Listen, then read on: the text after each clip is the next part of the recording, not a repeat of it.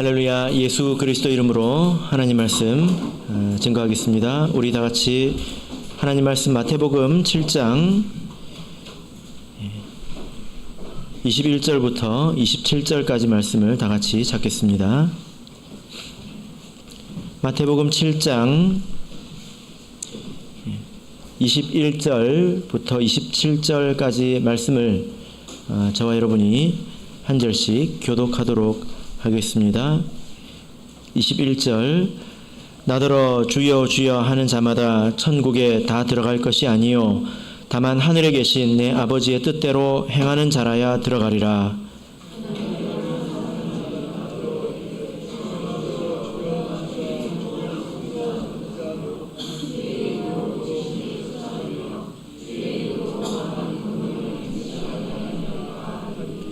그때에 내가 저희에게 밝히 말하되 내가 너희를 도무지 알지 못하니 불법을 행하는 자들아 내게서 떠나가라 하리라.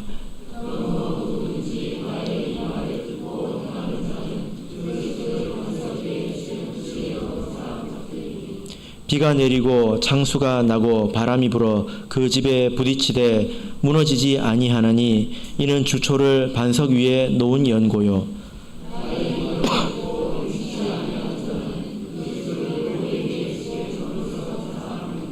같이 읽겠습니다. 비가 내리고 창수가 나고 바람이 불어 그 집에 부딪힘에 무너져 그 무너짐이 심하니라. 아멘. 네, 오늘 이 시간은 행하는 자라야 들어가리라 라는 제목으로 하나님 말씀을 증거하겠습니다. 우리가 신앙생활을 한다고 하는 것은 이제 성경에 여러 가지 이렇게 비유적인 내용으로 많이 나타나 있는데요. 그 중에 노아가 방주를 짓는 것을 생각해 볼 수가 있습니다. 노아가 이렇게 배를 만들지 않았습니까? 예. 그런데 이 방주를 이렇게 만드는 데는 아주 분명한 목적이 있었죠. 그 목적이 무엇이었습니까? 네, 하나님께서 물로 심판하실 때 살아남는 것이 목적이었죠. 그죠? 배가 이 방주가 어디로 빨리 가야 될 필요가 있을까요? 아니면 다른 누군가가 봤을 때 굉장히 멋져 보일 필요가 있을까요? 예, 그렇지 않죠. 가장 중요한 것은 물이 새지 않아야 된다라는 것입니다. 예, 또 파도에 부서지면 안 되겠죠. 네. 그래서 이 노아가 방주를 지은 것을 보면 안팎으로 이렇게 역청을 칠한 것을 이렇게 볼 수가 있는데 이 역청을 칠했을 때 밖에서 그리고 안에서 봤을 때 어땠을까요? 되게 이쁘게 보였을까요? 아니면 그 실내에서 어떤 냄새가 났을까요? 예, 그런 냄새가 났겠죠. 그죠? 그래서 우리 신앙생활은 이 방주를 만드는 것처럼 굉장히 이렇게 목적 지향적이어야 된다라는 것입니다. 아주 분명한 목적을 이제 가지고 있어야 된다라는 거죠. 우리가 그냥 뭐 한 주 한 주 한 번 교회 오는 것이 우리 신앙생활하는 목표가 아니지 않습니까? 안식일에 우리 성도들 얼굴 보는 것이 즐거운 일이지만 그것이 신앙생활의 목적은 아니지 않습니까? 우리 신앙생활의 목적이 무엇입니까? 그것이 분명해야 된다는 것입니다. 한편으로는 성경에서 또 우리 신앙생활을 집을 짓는 것에 비유를 하고 있습니다. 여러분 다 집에 사시지 않습니까? 집에 안 사시는 분 아무도 안 계시죠? 집이 있어야 우리가 보호를 받습니다. 비바람에서 또 더위와 추위에서 그리고 뭐 여러 가지 위험에서 우리가 보호를 받잖아요. 그죠? 그래서 우리가 신앙생활을 하는 것, 내가 믿음을 이렇게 세워가는 것도 이것은 집을 세워가는 것과 같습니다. 여러분의 집은 어떻습니까? 평안하십니까? 예. 우리 영적인 집을 한번 생각해 보면 내가 아무리 좋은 어떤 집에 살고 있다 하더라도 영적으로 좋은 집에 우리가 또한 살고 있어야 합니다. 아무리 비싸고 또 좋은 집에 산다 하더라도 우리가 신앙적으로 보호받지 못하고 또 어려움을 겪는다면 이제 그것은 좋은 집이 아니겠죠. 자, 오늘 본문을 보시면 이제 아주 심각한 이야기가 나오는데요. 여러분 만약에 여러분 집에 어디 구멍이 크게 나 있다고 하면 어떻게 하시겠습니까? 막 수박만한 구멍이 어디에 벽에 뚫려 있습니다. 며칠 동안 그걸 지켜보시겠습니까? 당장 수리를 하시겠죠? 그죠? 예, 이렇게 구멍이 하나 나는 것도 아주 집으로 보자면 큰 일이지 않습니까? 근데 오늘 본문을 보시면 아주 심각한 구멍이 나는 것과는 비교도 안 되는 더 심각한 이야기가 나옵니다. 자, 24절부터 27절 말씀을 우리 다시 한번 읽어보겠습니다. 24절에서 27절 읽겠습니다. 시작. 그러므로 누구든지 나의 이 말을 듣고 행하는 자는 그 집을 반석 위에 지은 지혜로운 사람 같으리니 비가 내리고 창수가 나고 바람이 불어 그 집에 부딪히되 무너지지 아니하나니 이는 주초를 반석 위에 놓은 연고요. 나의 이 말을 듣고 행치 아니하는 자는 그 집을 모래 위에 지은 어리석은 사람 같으리니 비가 내리고 창수가 나고 바람이 불어 그 집에 부딪힘에 무너져 그 무너짐이 심하니라. 예. 자, 여러분, 구멍이 난 정도가 아니라 집이 무너지는 이야기가 오늘 말씀이 나옵니다. 구멍이 나면 어떻습니까? 사람이 죽습니까? 그 안에 있는 사람이? 죽습니까? 아니죠. 예, 뭐 모기가 좀 들어오겠죠. 벌레들이 좀 들어오겠죠. 그리고 또 춥거나 좀 덥거나 할 것입니다. 구멍이 났다고 죽지는 않습니다. 그런데 여기 오늘 말씀을 보면 집이 무너진다고 말하고 있습니다. 집이 무너지면 어떻게 될까요? 예, 그 안에 있는 사람들이 심하게 다치고 또 죽게 될 것입니다. 그리고 보금자리를 잃어버리겠죠. 이런 일이 있을까? 여러분께서 한번 이런 생각을 해보셨습니까? 뭐 이런 일이 있을까? 예, 이런 일이 있습니다. 이스라엘 백성이 예수님의 이 말씀을 들었을 때 떠올린 말씀이 있을 것입니다. 어떤 말씀을 떠올렸을까요? 아마도 이 에스겔서의 말씀을 떠올렸을 것입니다. 자, 우리 에스겔서 13장 13절 14절 말씀을 보겠습니다. 에스겔서 13장 13절 14절 보겠습니다. 에스겔서 13장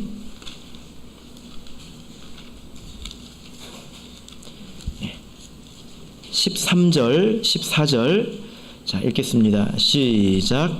그러므로 나 주 여호와가 말하노라. 내가 분노하여 폭풍으로 열파하고 내가 진노하여 폭우를 내리고 분노하여 큰 우박덩이로 회멸하리라.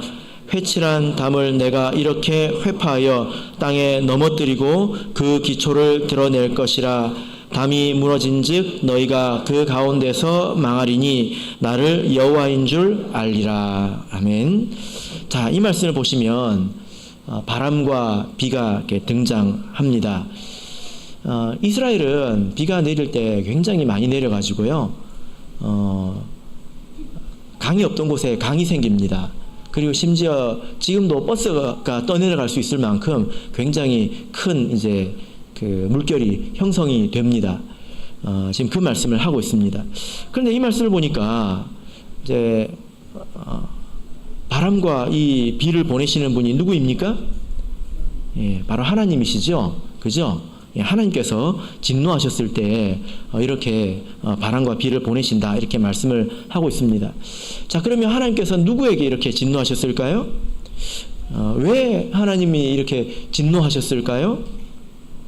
예, 자, 우리 지금 누구한테 이 말씀을 하시는지 그리고 오늘 이 에스겔서의 말씀이 이 마태복음 7장 본문의 내용과 어떻게 조화가 되는지 여러분 한번 생각해 보시길 바랍니다. 자, 2절 말씀을 읽겠습니다. 에스겔서 13장 2절. 예. 자, 읽겠습니다. 에스겔서 13장 2절 읽겠습니다. 시작.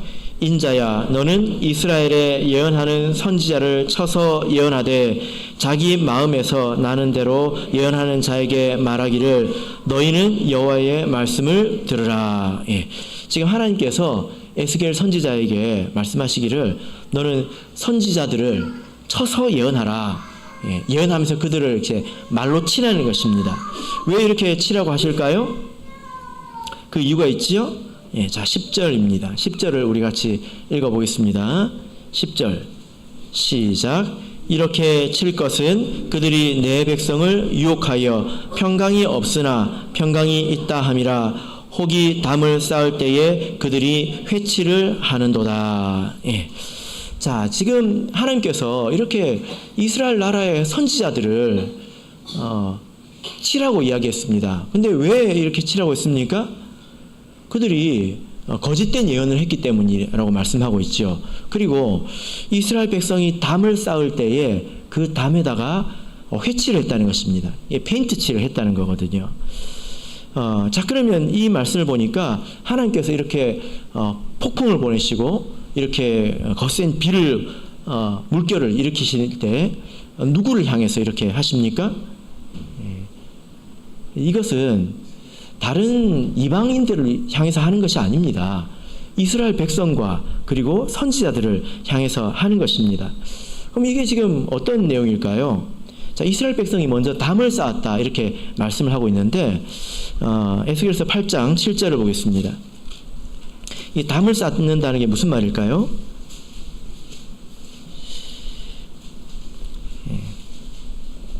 에스겔서 8장 7절 제가 읽겠습니다. 7절 그가 나를 이끌고 뜰 문에 이르시기로 내가 본즉 담에 구멍이 있더라. 어디엔가 이르렀는데요. 담이 있습니다. 담이 있으면 그 안을 볼 수 있을까요? 없을까요? 볼 수가 없죠. 그죠?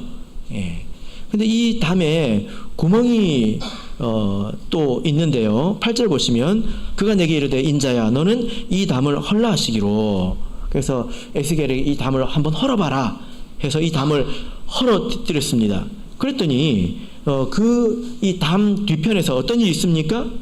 9절 또 내게 이르시되 들어가서 그들이 거기서 행하는 가증하고 악한 일을 보라 하시기로. 10절 내가 들어가 보니 각양 곤충과 가증한 짐승과 이스라엘 족속의 모든 우상을 그 사면 벽에 그렸고 이스라엘 족속의 장로 중 70인이 그 앞에 섰으며 사반의 아들 야아사냐도 그 가운데 섰고 각기 손에 향로를 들었는데 향연이 구름같이 오르더라. 이스라엘 백성이 그 속에서 각종 가증하고 더러운 짓들, 우상 숭배를 이렇게 다 하고 있더라는 것입니다. 그리고 겉에는 담을 둘러가지고 안 보이게 만들었다는 거죠. 이건 무슨 말이냐면요. 하나님의 백성들이 겉보기에는 번듯하게 살았다는 것입니다. 안식일도 지키고 절기도 지키고 예배 드릴 때 예배도 드리고 헌금도 하고 다 번듯하게 살았다는 거예요. 그런데 어떤 담이 있는데 그 사람의 삶에 보이지 않는 영역이 있다는 것입니다.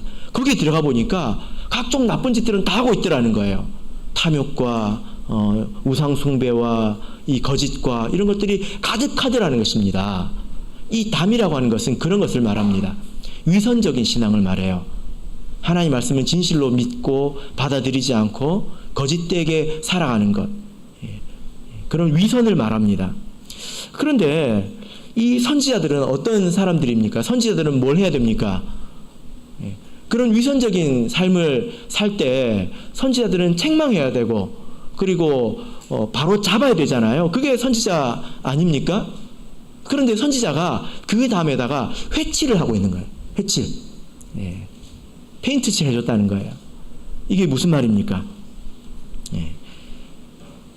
그 사람들의 거짓된 삶을 용인해줬다는 것입니다. 그래도 된다. 그래서 겉에서 봤을 때 더욱더 이뻐 보이는 것처럼 이렇게 꾸며줬다는 거예요. 그럼 이 사람들이 얼마나 더 힘이 났겠습니까? 선지자들도 이렇게 나의 위선적인 삶에 이렇게 그림을 그려주니 회칠을 해주니까 얼마나 힘이 났겠습니까? 그러니까 하나님께서 이것을 보고 화가 나셔가지고 그 담을 헐겠다. 그들의 위선이 다 드러나게 하겠다는 것입니다. 그들의 거짓된 삶이 다 폭로되게 하겠다는 것입니다. 무엇으로 그 담을 허십니까? 바람과 이 물결로, 비로 이것을 허물겠다고 하시는 것입니다. 그리고 회칠한 자들도 멸절하게 시키겠다고 이렇게 말씀하십니다. 예수님께서도 그래서 이 말씀을 인용해서 바리새인들을 책망하신 적이 있죠. 그리고 바울 사도도 이 말씀을 인용한 적이 있습니다.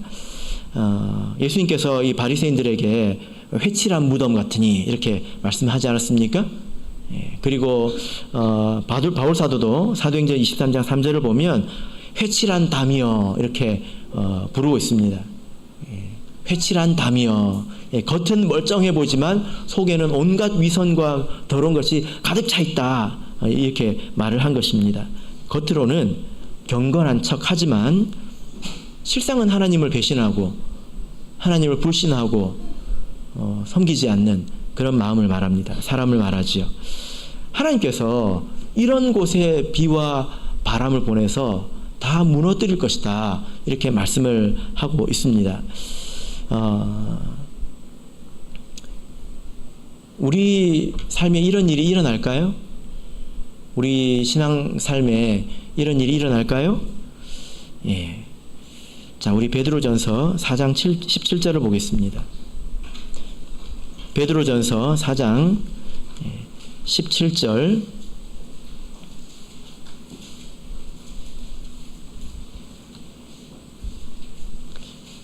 베드로전서 4장 17절.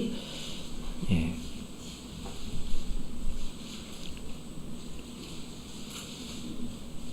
자, 우리 같이 읽겠습니다. 시작. 하나님의 집에서 심판을 시작할 때가 되었나니 만일 우리에게 먼저 하면 하나님의 복음을 순종치 아니하는 자들의 그 마지막이 어떠하며. 예. 하나님께서 마지막에 이 땅을 이렇게 심판하실 텐데 그 심판이 어디서 시작이 될까요? 예, 이 말씀을 보니까 하나님의 집에서 심판이 시작된다, 이렇게 말씀을 하고 있죠. 예, 그래서 우리가 앞으로 이루어질 하나님의 그 구원의 계획, 이것을 관심 있게 살펴보면 하나님의 집, 하나님 백성들 가운데서 먼저 하나님께서 심판을 시작하시는 것을 볼 수가 있습니다. 요한계시록 8장을 보겠습니다. 요한계시록 8장 13절입니다. 요한계시록 8장 13절. 자, 읽겠습니다. 시작. 내가 또 보고 들으니 공중에 날아가는 독수리가 큰 소리로 이르되 땅에 거하는 자들에게 화가 있으리로다. 이 외에도 새 천사의 불 나팔 소리를 이남이로다 하더라. 예. 자, 여기 보니까 이제 재앙이 시작됐습니다. 화가 있다라고 말씀하고 있는데 누구에게 화가 있습니까? 예. 땅에 거하는 자들에게 화가 있다라고 말하고 있습니다. 이 땅에 거하는 자들은 누구를 말할까요? 예. 성도들을 말합니다. 근데 모든 성도를 말하는 건 아니겠지요. 성도들 가운데에서 세속적인 사람들을 말합니다. 그런 사람들에게 화가 있다는 것입니다. 이것이 모든 재앙의 시작입니다. 그래서 이 앞으로 하나님께서 바람을 보내시고 그리고 비를 보내셔서 이렇게 회칠한 담을 무너뜨릴 것은 이미 약속된 것이고 앞으로 찾아올 것입니다. 그 가운데서 우리의 신앙의 집이 굳건히 잘 서 있을지 아니면 넘어질지, 이것은 이제 우리가 하기에 달려 있는 것이죠. 우리가 지금도 신앙의 집을 세워 나가고 있는데 무엇을 위해서 우리가 신앙생활을 합니까? 우리의 신앙생활의 목적은 최종적인 구원을 향한 거잖아요. 그죠? 그러면 다른 건 몰라도 구원에 이르는 신앙생활을 해야 합니다. 하나님께서 이렇게 비와 바람을 보내시는 그날에 내 신앙의 집은 안전할까? 여러분 한번 생각해 보시길 바랍니다. 지금은 아무 문제 없는 것처럼 보이지요. 왜 그럴까요? 비와 바람이 불지 않기 때문입니다. 그렇기 때문에 아무 문제가 없는 것처럼 보이지만 나중에 되면 다 미천이 드러납니다. 그때가 되면 지금 내가 믿는 것처럼 믿어도 될까요? 괜찮을까요? 안 되는 것일까요? 뭐 어떻게 해야 될까요? 자, 우리 하나님 말씀을 통해서 우리 답을 찾아보도록 하겠습니다. 자, 우리 마태복음 7장으로 가겠습니다. 마태복음 7장 24절. 마태복음 7장 24절을 보겠습니다.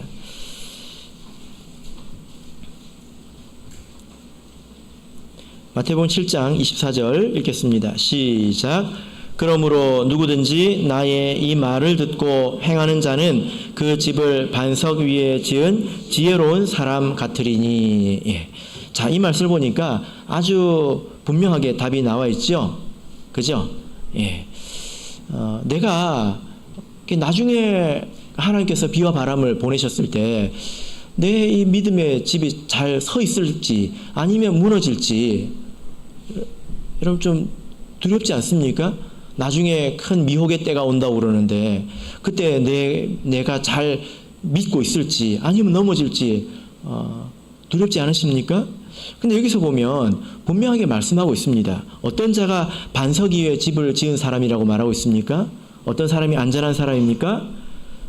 나의 이 말을 듣고 행하는 사람, 나의 이 말을 듣고 행하는 사람을 말합니다. 그러니까 내가 말씀을 듣고 이것을 행하는가, 행하지 않는가, 이것을 보면 답이 바로 나온다는 것입니다. 사람들이 보통 자기 중심적으로 이렇게 생각을 하고 또 신앙생활을 합니다. 그래서 나는 봉사를 많이 하니까, 나는 이걸 많이 하니까, 나는 저걸 하니까 이렇게 생각을 이렇게 하죠. 근데 내가 이런 일을 하고 저런 일을 하고 이런 것 이전에 말씀을 듣고 그 말씀을 실천하는가, 이것이 가장 중요합니다. 교회에서 내가 봉사를 많이 한다고 해가지고 안전한 집인가요? 그게 아니라는 거예요. 그것은 일부이지요. 말씀의 일부이지 않습니까? 내가 듣는 하나님 말씀을 들을 때에 그 말씀을 들으면서 내가 이것을 실천하고자 하는가, 그리고 또 실천하고 있는가, 이것이 가장 중요하다는 것입니다. 자, 21절부터 보겠습니다. 21절, 22절 보겠습니다. 우리 성도님들이 아주 많이 읽는 구절인데요. 같이 읽겠습니다. 시작. 나더러 주여 주여 하는 자마다 천국에 다 들어갈 것이 아니요 다만 하늘에 계신 내 아버지의 뜻대로 행하는 자라야 들어가리라. 그날에 많은 사람이 나더러 이르되 주여 주여 우리가 주의 이름으로 선지자 노릇하며 주의 이름으로 귀신을 쫓아내며 주의 이름으로 많은 권능을 행치 아니하였나이까 하리니. 여러분, 이 말씀은 나더러 주여 주여 하는 자마다 다 천국에 들어갈 것이 아니다, 이 말씀은 장로교 분들에게 하신 말씀일까요? 우리가 그렇게 많이 인용하지 않았습니까? 사실은 그렇지 않습니다. 이 말씀은 우리 성도들에게, 예수님을 따르는 그 무리들에게 하신 말씀입니다. 내 아버지의 뜻을 행해야 들어간다는 것입니다. 행해야. 이 아버지의 뜻이 무엇입니까? 이 아버지의 뜻이 무엇입니까? 세례 성령입니까? 물론 그것도 아버지의 뜻이죠. 그런데 이 말씀을 읽어보십시오. 아무것도 모른다고 생각하고 이 말씀을 읽어보면 답이 있습니다. 24절에서는 뭐라고 말하고 있습니까? 나의 이 말을 듣고 행하는 자라고 말하고 있습니다. 나의 이 말을 듣고 행하는 자. 아버지의 뜻은 나의 이 말입니다. 나의 이 말이 뭘까요? 지금 예수님께서 줄곧 말씀하신 부분이 마태복음 5장부터 이어지는 산상수훈이지요. 이 말씀을 듣고 행하는 자가 들어간다라는 것입니다. 물론 우리가 이 말씀을 좀 범위를 넓혀서 세례 그리고 성령에 대해서도 사용할 수 있습니다. 그죠? 그러나 이 맥락에서는 이 말씀은, 이 하나님의 뜻은 무엇입니까? 산상수훈의 말씀이죠. 먼저 우리가 팔복의 말씀을 배웠습니다. 천국의 복에 대해서 배웠죠. 그리고 세상의 빛과 소금이 되어야 된다는 것을 배웠습니다. 그리고 형제와 화목하라.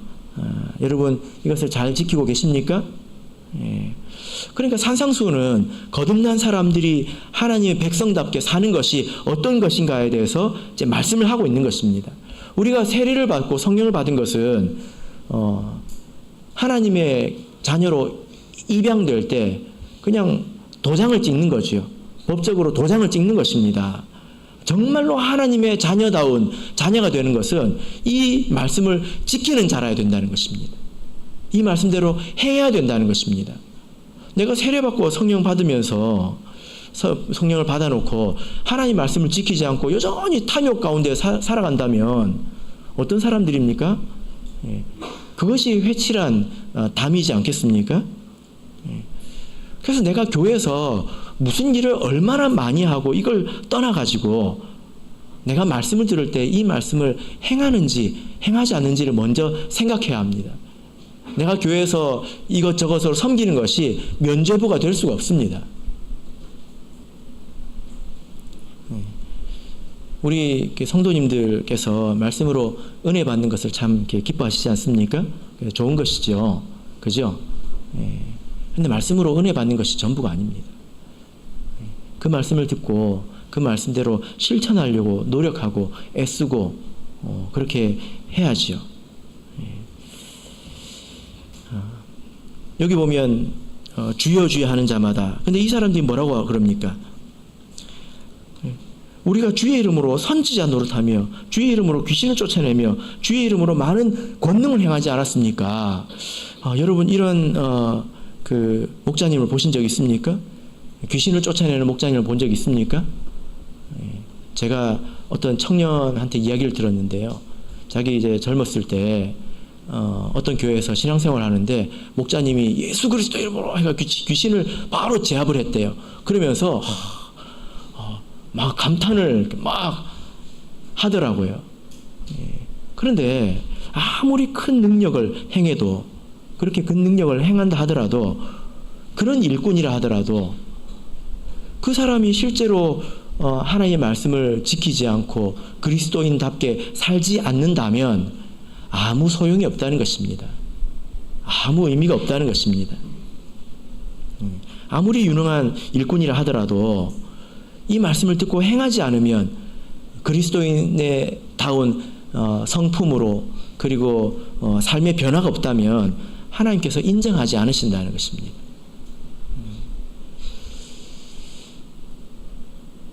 그래서 이 말씀을 우리가 다른 교파 사람들에게 적용할 것이 아니라 사실 우리들에게 이 말씀을 먼저 적용해야 옳습니다. 이것이 그 말씀의 본래 의도이지요. 그래서 우리가 15절부터, 마태복음 7장 15절부터 거짓 선지자에 관한 말씀을 지난 시간에 배우지 않았습니까? 여러분, 이 거짓 선지자가 어떤 사람이었습니까? 세례와 성령을 왜곡하는 사람이었습니까? 이 사람들은 그런 사람을 말하는 게 아닙니다. 에스겔서에서 말씀하시는 것처럼 담에다가 회칠해주는 사람을 말합니다. 그렇게 살아도 괜찮아요. 천국 가는데 문제 없어요. 먹고 살려면 어쩔 수가 없지요. 이렇게 회출해주는 사람을 거짓 선지자라고 말합니다. 성도들이 엉망으로 살아가는데도, 범죄하면서 살아가는데도, 문제가 많은데도 괜찮다고 말해주는 것을 말합니다. 그런 사람들이 거짓 선지자이고, 그런 사람들에게 하나님께서 비와 바람을 보내신다는 것입니다. 자, 우리 본문의 말씀으로 돌아가겠습니다. 자, 우리 24절부터 다시 한번 보시면요. 오늘 본문에서는 하나님께서 예수님께서 행하는 것을 아주 강조를 하고 계시는데요. 자, 24절부터 다시 한번 보겠습니다. 24절, 25절 우리 같이 다시 한번 읽겠습니다. 시작. 그러므로 누구든지 나의 이 말을 듣고 행하는 자는 그 집을 반석 위에 지은 지혜로운 사람 같으리니 비가 내리고 창수가 나고 바람이 불어 그 집에 부딪히되 무너지지 아니하나니 이는 주초를 반석 위에 놓은 연고요. 자, 그래서 이 산상수훈의 마지막에 실천해야 된다, 행해야 된다, 이 행함을 많이 강조를 하고 계시죠. 행함이 없는 믿음은 죽은 것이다, 이 말씀을 우리가 기억하게 됩니다. 자, 오늘 본문에서는 이렇게 그 행하는 것에 대해서 조금 다른 관점에서 설명을 하고 계시는데요. 자, 여러분 24절을 잘 한번 보시면 이 말을 듣고 행하는 사람은, 이 말을 듣고 이것을 행동하는 사람, 실천하는 사람은 어떤 사람이라고 말하고 있습니까? 그 집을 반석 위에 지은 지혜로운 사람이다. 여러분, 행하는 사람이 지혜로운 사람이라는 것입니다. 행하는 것과 지혜로운 것이 어떻게 좀 잘 연결이 됩니까? 행하는 것이 지혜롭다. 보통 생각하기에 행하는 사람은 좀 순종적인 사람이고 혹은 좀 충성된 사람이고 이제 그렇게 표현하면 좀 어울리잖아요. 근데 행하는 사람이 지혜로운 사람이다 이렇게 말씀을 하고 있습니다. 반면에 행하지 않는 사람은 어떤 사람이라고 말하고 있습니까? 25절 26절 읽겠습니다. 25절 26절 읽겠습니다. 시작. 비가 내리고 창수가 나고 바람이 불어 그 집에 부딪히되 무너지지 아니하나니 이는 주초를 반석 위에 놓은 연고요 나의 이 말을 듣고 행치 아니하는 자는 그 집을 모래 위에 지은 어리석은 사람 같으리니. 자, 여기 보니까 행치 않는 사람은 어떤 사람이라고 말하고 있습니까? 불순종적인 사람, 못된 사람 이렇게 말하지 않고 어리석다 이렇게 말하고 있습니다. 그러니까 행하지 않는 사람은 어리석은 사람이라는 것입니다. 잘 연결이 되십니까? 왜 행하는 것은 지혜로운 것이고 행하지 않는 것은 지혜롭지 못한 것일까요? 사실 말씀을 듣고 여러분은 어떠십니까? 행하는 경우가 많습니까? 아니면 행하지 않는 경우가 많습니까?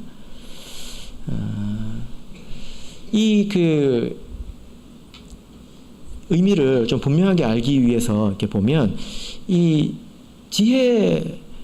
지혜롭다라는 이 말의 뜻이 뭐냐면요. 성경에 보면 지혜와 비슷한 그런 표현들이 많이 있지 않습니까? 뭐 지혜, 총명, 슬기, 뭐 명철 이런 표현들이 많이 있잖아요. 그죠? 근데 여기서 지혜롭다라는 것은 사려 깊다는 뜻입니다. 사려 깊다. 사려 깊다는 게 무엇입니까? 그리고 또 여기서 어리석다라고 하는 것은 미련하다 이런 뜻입니다. 사려 깊은 사람은 어떤 사람입니까? 어떤 사람이 사려 깊은 사람이죠? 여러 가지를 미리미리 살피는 사람이죠. 그죠? 미리미리 살펴서 대비하는 사람, 이런 사람을 사려 깊은 사람이라고 하지 않습니까? 미련한 사람은 어떤 사람입니까? 반대말이죠. 앞에 무슨 일이 있을지 전혀 생각하지 않고 지금만 생각하는 사람, 미련한 사람입니다. 그러니까 행하는 사람은 사려 깊은 사람이고 행동하지 않는 사람은 미련한 사람이라는 거예요. 사려 깊지 못한 사람. 이 미련하고 이 사려 깊고 미련하다 이 표현이 다른 성경 본문에도 이렇게 동일하게 등장하는 내용이 있는데요. 어디냐면 마태복음 25장에 열처녀의 비유에 이 표현이 등장합니다. 그때 보면 이제 신랑이 오지 않습니까? 근데 그 보면 슬기로운 5명의 처녀가 나오잖아요. 바로 이 단어하고 똑같습니다. 근데 이 사람은 등을 들고 또 뭘 들고 갑니까? 기름을 같이 들고 갑니다. 근데 이 미련한 나머지 5 처녀들은 뭐만 들고 갑니까? 등만 들고 가요. 이 정도 말씀드리면 왜 사려 깊은 것인지, 왜 미련한 것인지 여러분 아시겠습니까? 이 사려 깊다고 하는 것은 미래에 무슨 일이 생길지 대비를 하는 것입니다. 신랑이 언제 올지 어떻게 합니까? 신랑을 지금 맞으러 나갔잖아요. 빨리 올 수도 있지만 늦게 올 수도 있잖아요. 그죠? 그래가지고 내일 동트기 전에도 올 수도 있지 않습니까? 그런 것들을 생각하고 그런 일이 발생했을 때 어떻게 해야 될지를 생각하고 미리 준비하는 사람, 지금 당장은 불편하지만 번거롭지만 내가 그것을 준비하는 사람, 그런 사람이 바로 사려 깊은 사람입니다. 그런데 신랑이 언제 올지 생각지도 않고 지금 당장 편리만 추구한다면 그 사람들은 미련한 사람이죠. 그죠? 그래서 집을 반석 위에 짓는다고 하는 것은요, 더 번거로운 일입니다. 그런데 왜 그렇게 집을 반석 위에 짓습니까? 나중에 바람이 분다고 하니까, 나중에 이 창수가 난다고 하니까 이렇게 그러니까 이렇게 준비하는 것 아니겠습니까? 그래서 지혜로운 사람이지요. 여러분, 이것을 우리가 좀 다르게 생각을 해보자면요. 예수님처럼 집을 짓는 것에 한번 비유를 해보십시다. 행하는 것이 왜 이렇게 지혜롭고 사려 깊은 것인가? 왜 그럴까요? 행하는 것이 굉장히 중요합니다. 여러분, 집을 한번 지어 보셨습니까? 예, 돈 많이 벌으셔가지고 집을 한번 지어 보시기 바랍니다. 집을 한번 지어 보시면요, 저는 안 지어 봤거든요. 저도 다 들은 이야기만 가지고 말씀을 드리는데, 꿈이 크죠. 그래서 이것도 있으면 좋겠고 저것도 있으면 좋겠고, 그래서 열심히 알아보고 얼마나 준비해서 집을 짓겠습니까? 근데 제가 지금까지 처음 집을 지어가지고 만족하는 사람을 본 적이 없습니다. 왜 그렇죠? 예. 지어보기 전에는 모르는 문제가 얼마나 많은지 몰라요. 지어봐야 아는 문제입니다. 그래서 제가 들은 이야기로는 집을 3번은 지어봐야 예, 제대로 지을 수 있다라고 하더라고요. 저는 한 번도 안 지어봤지만, 예, 이렇게 실천하지 않으면 알 수 없는 문제가 있다는 것입니다. 여러분, 벽돌 가지고 벽을 한 줄로 쭉 쌓는 거, 집에서 집 짓는 것 중에 제일 간단한 일이죠. 그죠? 근데 한번 해보세요. 벽돌을 이렇게 쭉 쌓아가지고 저기 2층 높이까지 한번 쌓아보세요. 그게 언제까지 서 있나? 벽돌을 한 면 쌓는 것도 사실 쉽지가 않습니다.